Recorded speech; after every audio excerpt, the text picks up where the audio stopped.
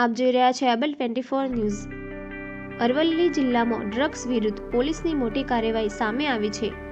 SMC ટીમે NDPS કાયદા હેઠળ દરોડો પાડી મેફેડ્રોન ડ્રગ્સ સાથે 2 આરોપીને ઝડપી પાડ્યા છે।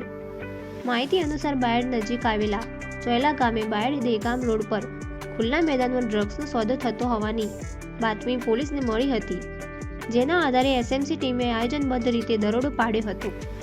દરોડા દરમિયાન પોલીસે 2 શખ્સોને ઝડપી પાડ્યા અને તેમની પાસેથી અંદાજે 71 ગ્રામ મેફેડ્રોન ડ્રગ્સ કબજે કરવામાં આવ્યું। આ કાર્યવાહી દરમિયાન ડ્રગ્સ સાથે વાહન સહિત કુલ અંદાજે ₹3.10 લાખનો મુદ્દામાલ જપ્ત કરવામાં આવ્યો છે।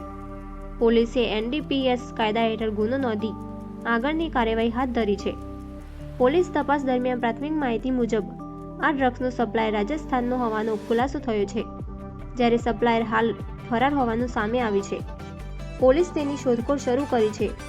અરવલ્લી જિલ્લામાં ડ્રગ્સ રેકેટ વિરુદ્ધ એસએમસી ટીમની આ મહત્વપૂર્ણ કાર્યવાહી માનવામાં આવી રહી છે।